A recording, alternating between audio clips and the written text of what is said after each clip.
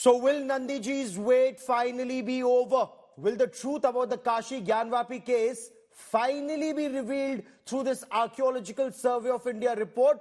Or will we have to wait longer for a scientific survey of the shivling or the fountain in the Wazukhana, as the Muslim side claims? Let me now quickly bring into this conversation historian and author of Unearthing the Truth of Kashi's Gyanvapi, Dr. Sampath. Welcome on India First. Will Nandiji's long wait finally be over now? Hello, Gaurav. I think it's a momentous day, and coming 2 days exactly after Ram Lalla found his rightful place, I think it's now Kashi Vishwanath's chance, and as you said, Nandi finding his master. In fact, my next book, which is to come out in a month from now, is called exactly that, Waiting for Shiva, Unearthing the Truth of Kashi's Gyanvapi. I think the ASI survey report, which is going to be made public today, will add a new dimension to the already known factors related to the history of this case. The fact that it was always a temple, it did not need an ASI survey to tell you that. Any visitor who went there, who saw the western walls, the ruins, which Aurangzeb had left in 1669, it was left as it is, with artifacts of a temple, only to humiliate and insult the Hindus, so that every day the devout Hindus would see there that their most sacred space was demolished, and 3 domes were just put on it, superimposed, illegally taken over and converted into a mosque. But then the history of Kashi Vishwanath is also a history of resilience, where Hindus never gave up on the site. We always kept building, rebuilding new shrines closer and closer to the original space that was demolished first in 1194 by Qutubuddin Aibak. Since then to Aurangzeb and thereafter, we never gave up. And so now is the time to probably, as India rises civilizationally, Bharat reclaims Kashi Vishwanath next as the major epicenter of our civilizational heritage. Razia Sultan, Aurangzeb. But apart from historical evidence, forensically, what truth can the ASI report reveal in So, Gaurav, I think the ASI report is going to tell you, as I said, what is already known to the common eye. But the GPR system, the ground penetrating radar system that has been employed by the ASI, will also tell you the substructures that lay beneath what the structure which we call as the mosque. With the very fact that it is called Gyanvapi Masjid, a Sanskrit name for a mosque itself is an oxymoron.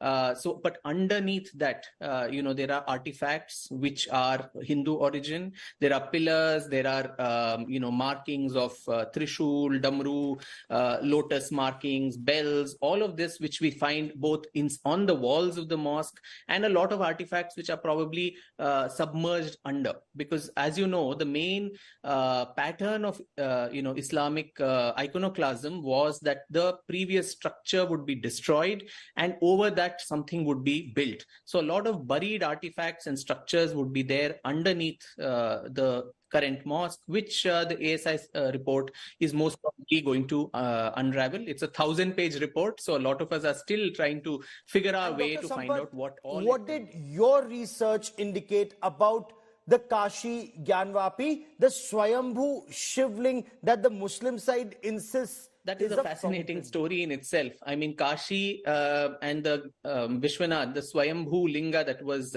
established there, according to the Kashi Khanda of the Skanda Puran, it is supposed to have been a self-manifested Linga, which Bhagwan Shiv himself manifested there. Of course, one could say this is all mythology and it is all kinds of stories. But then for more than 1,500 years, there was a sacred spot there. Huan Sang, who came as a Chinese pilgrim in the 7th century, he talks about a magnificent temple there. In the 10th century, when the Gahadwala rulers were, made Kashi their capital, that is when, Lakshmi Dhara, one of the first courtiers in the Gahadwal court, wrote an extremely, expansive treatise called Kritya Kalpataru in Sanskrit, in which the beauty of Kashi, its Mahatmyam as a sacred spot, and the primacy of this temple have also been discussed. And over the ages, Gaurav, 10th century is there. Then the Kashi Khand you have, the Kashi Rahasya as part of the Brahma Vaivarta Puran. That also talks about Kashi's greatness. You had people like Vachaspati Mishra in 1460 or so who wrote the Tirtha Chudamani, also talking about Kashi and its greatness. And the person who is credited with resurrecting the temple, which faced series of iconoclastic waves. It started in 1194, as I said, with Kutubuddin Aibak, then Razia Sultan in 1236, 1240, yes. That range. There was a mosque built there. Then you had iconoclasm of the Jaunpur, Sharki rulers of Jaunpur, Alauddin Khilji, yes. And Sikandar Lodi, who led a massive demolition of all the temples of Kashi. And the final wave was with Aurangzeb in 1669. But the person just before Aurangzeb destroyed that mosque, it was Narayan Bhatt. These were Maharashtrian Brahmins who came from Maharashtra, settled down in Kashi, and created this resurrection of Kashi as and its consciousness in the dharmic, people of India. And Narayan Bhatt was, a Sanskrit scholar par excellence. And in his book called Tristhali Setu, he again talks about Kashi. Yes. And he influenced Raja Todarmal. And Todarmal was, as you know, very close to Emperor Akbar, who was probably, one of the slightly more tolerant of the Mughal rulers. And under his, guidance in 1580 was when this Ashtamandap temple was established of Vishweshwar, a grand edifice. And that is where the Gyanvapi Mosque today stands. And it is Narayan Bhatt's temple of 1580, which was destroyed by Aurangzeb in 1669. And one interesting fact I'd like to add, Gaurav, that I'd like to add is Narayan Bhatt's grandson was this man called Gaga Bhatt, who was also the person who coronated Chhatrapati Shivaji Maharaj and created the Rajyabhishek rules for a Hindu ruler. And quite coincidentally, 2 days back, the old gentleman who was there, Dikshit, who also led the Pran Pratishtha of the Ram Lalla in Ayodhya, is a descendant of Narayan Bhatt and Gaga Bhatt. In a way, there is a continuum, so to say, of this lineage. That Aurangzeb's 1669 farman calling for the demolition or ordering the demolition not just of the Kashi Vishwanath temple but also the Mathura Sri Krishna temple is very well documented. It's even mentioned in the Masire Alamgiri. So my question is, in the land of salvation, can faith find salvation? It should and it will, because Kashi was called by Lord Bhagwan Shiva himself as an Avimukta Kshetra. He said, I will never abandon this. That's what he tells Devi Parvati in the Kashi Khanda. He says he's so fascinated by this, and that is the place where he also assures every soul which is leaving the body there, Shiva himself comes and chants the Ram Tarak mantra to them, so that the soul goes to the salvation, gets salvation. That is the belief of the Astikas. Be that as it may, the fact that there is a weight of literary evidence. There are so many traveler accounts, right from, as I said, Hyun Sang, then you had Al-Baruni, you had Ibn Battuta, you had so many of the Persian travelers, you had many of the British, French travelers who all spoke about a Kashi Vishwanath temple, a grand temple. And one of them also writes about, he'd come, I think, just 1 year before Aurangzeb destroyed it. So 1667 or 68. Okay. And he writes about how, there was this huge temple of Bisheshwar, and how people used to come there and put water on the, shivling. Peter Mundy was his name, and he documents these things. So there's a weight of historical, literary, epigraphic. There is also, as I said, traveler accounts, and now an archaeological account added to this to buttress all this. So it is not merely just faith speaking, it is also history added to it. And very importantly, also a legal angle added to it as well. Because as I said, Hindus not only never gave up on the site, even at the heights of Islamic rule, yes, but even during legal contestations, right from 1810, there were bloody riots in Varanasi, and from 1860s onwards, the place kept going to courts, the British courts. And very interestingly, Gaurav, in 1936, there was a very famous case in the British court called the Deen Mohammed versus the state. And in this case, the British courts had adjudicated that this site, the mosque, was not even a Waqf property. It was not registered as a Waqf property. Now, Aurangzeb may have demolished a temple undoubtedly, but there is no farman of his to say in its place you have to build a mosque.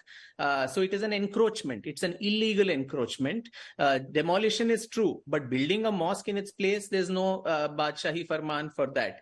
And so that was contested in the British courts in 1936. And 1942, they even went for an appeal, and the Allahabad High Court rejected it at that time, during the British times. It's not in contemporary India, independent India too, where they said there are no records to show that it has been donated.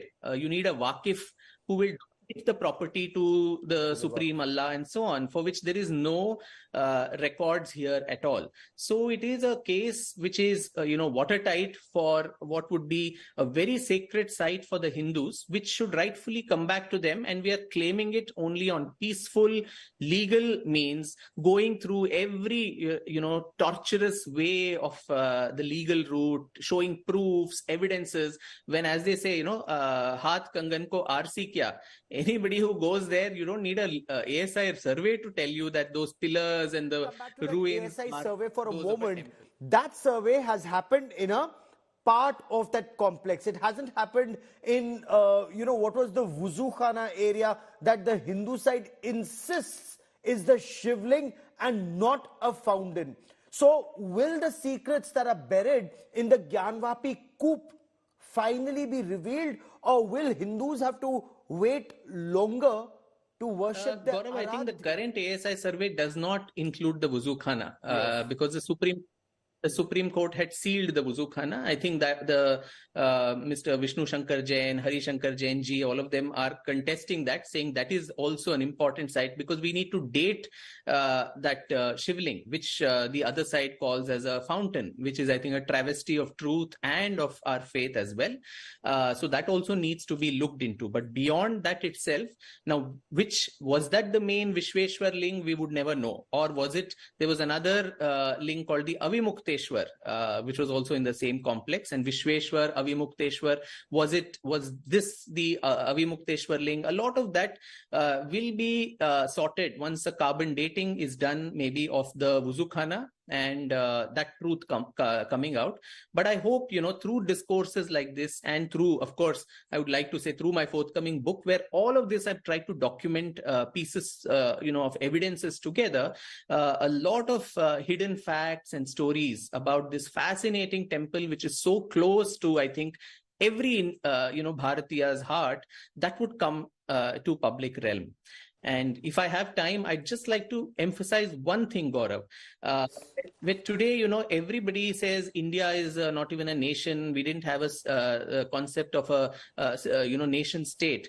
Now, every time Kashi was demolished, the temple, Vishwanath temple was demolished, north, south, east, west, you had people who donated, common Indians as well as royal houses, donated for the resurrection of Kashi and the Vishwanath temple. Now, just after Aibak, you had the Sena ruler from Bengal called Vishwarupa, who did not have the wherewithal to build a grand temple. So he went and established one pillar there, right in the middle of the city, saying this city belongs to Vishweshwar. So it was like stamping your authority. And in 1280, you had from Karnataka, the state I come from, you had this king called Veera Narasimha III, who donated an entire village, was given as tribute, so that all the pilgrims, could use the proceeds from that village to pay for the jizya tax, which the Delhi Sultanate had started putting on the Vishwanath temple for pilgrims. A businessman from Gujarat called Vastupala in the 13th century, he gave more than ₹1 lakh then to rebuild the temple. So the Maharashtrian Brahmins also contributed. Maharashtrian literature also spoke about it, in the Guru Charitra. And you had the Telugu, Telugu, north and south.